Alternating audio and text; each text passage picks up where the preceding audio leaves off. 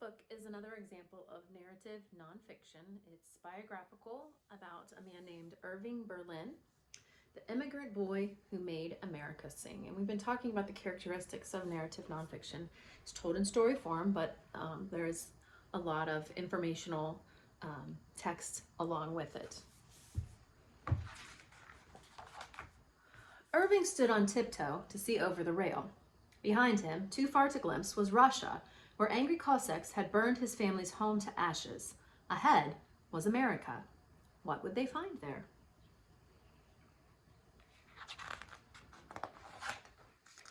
Suddenly, people pointed to a strange green figure in the distance. Was this the famous Statue of Liberty?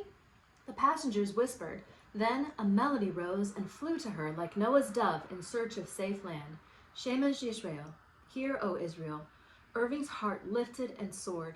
His thin, high voice joined in, gathering strength with each note. The statue seemed to welcome them. God bless America, his mother said. God bless America, Irving whispered. He could hear the statue singing her own special song, low and warm. One day, Irving promised himself, I am going to write a song just for her.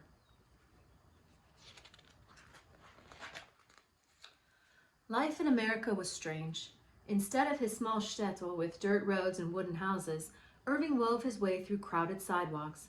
Big buildings blocked the light, carriages rumbled down streets, and a crazy, thrilling metal contraption called an elevated train clanked and whooshed overhead. He still heard Yiddish and Russian, but now it was mixed with English, Italian, and German from all the different people who had come to America. Music was everywhere. Irving sang in the synagogue with his father, who had been a cantor in Russia, the one whose voice carried people's prayers to the heavens. Walking home, the melodies in his head mixed with the crack of stickball games, the wail of the ragman, and the creak of the cartwheels on the cobblestones.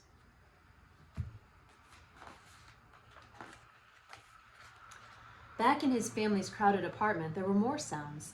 The steady treadle of the sewing machine in the apartment next door, the thump of his mother kneading dough, and soft laughter when his father pressed his cheek against her floury face. Irving lay awake late at night, trying to fit all the notes and words together. When Irving was 13, his father died. Still a boy, Irving quit school to sell newspapers, earning pennies to help feed his family. Ashamed of being another mouth to feed, he scrounged scraps and slept in a dirty tenement with hundreds of other ragged, homeless kids. Even there, he was always listening. Snatches of jazz, bits of lullabies, whispered jokes. One day, while he was selling papers, he couldn't stop the notes swirling in his head. He burst out singing.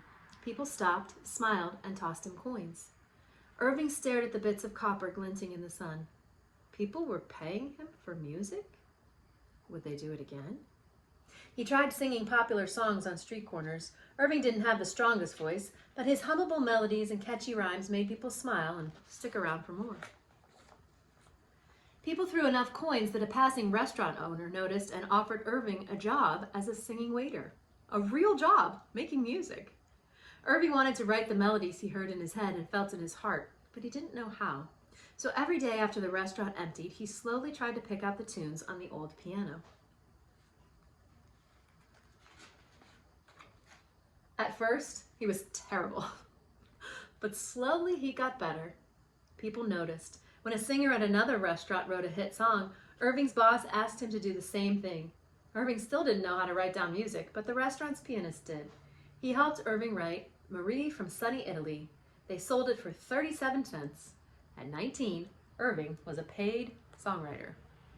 What are you wondering as we read that section where he was paid 37 cents, the two of them, for their song?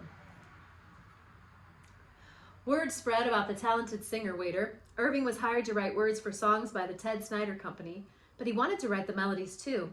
He sang tunes to a pianist and paid him a few cents to write down the notes. 4 years after his first sale, Irving wrote Alexander's Ragtime Band. The song was so catchy, so irresistible, it became an international hit. Years later, stars like Al Jolson, Louis Armstrong, and Judy Garland would perform it. People all the way in Irving's native Russia went wild dancing to it. Irving wasn't a waiter anymore. His songs made a lot more than pennies. Now he and his family were never hungry or worried about how to pay rent. But even after he moved to a fancy apartment, Irving would walk a few blocks to his old neighborhood in the Bowery, where he would listen to the rhythms of the street, the sounds that would fill his music. When the United States entered World War I, the Army put Irving to work writing patriotic songs. He wrote an entire Broadway musical for the soldiers called Yip, Yip, Yap, Hank. His mother watched proudly, wishing his father could hear the applause as Sergeant Berlin sang, "Oh, how I hate to get up in the morning." Oh, some of you should definitely hear that song, huh? Every night the audience roared as Irving and the 300-person cast marched down the aisles and out the door, singing the final song, "We're on our way to France." On closing night, the soldiers marched out the door and onto the troop carrier, which took most of them to France for real. 20 years later, when the United States was getting ready to enter World War II, Irving wanted to help his country again. He picked up a song that he'd originally written for the World War I show finale, but never used. It ended with 3 notes from the Shema, as he remembered hearing them on the boat coming to America, long ago when the statue had smiled at his prayer. He blended the melody with his mother's words, "God bless America." At the end of the old melody, he added new words about the land he loved. Irving showed the song to his friend Kate Smith, the famous singer. Would she understand what he was trying to say? Kate hummed the notes, read the words, and nodded. From the mountains to the prairies, to the oceans white with foam, Americans all over the country huddled around their radios, listening to Kate Smith sing, "God Bless America." On the eve of the dark days of World War II, the song filled them with hope and courage. It still fills people with hope and courage. Over the years, Irving earned a lot of money from songs like "Always," "There's No Business Like Show Business," and "White Christmas." But he never took a penny for "God Bless America." Irving gave everything the song earned, millions of dollars, to children in the Girl and Boy Scouts. It was his thank you to the country that opened its arms to countless people from all over the world, including a homeless boy who came to America with nothing but music in his heart. There's an author's note at the end. It's pretty detailed, and again, another timeline.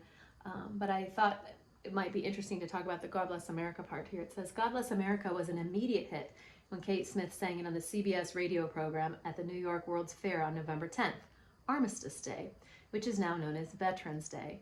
It continues to be popular at baseball games, where it has been played during the 7th inning stretch ever since the September 11th, 2001 terrorist attacks.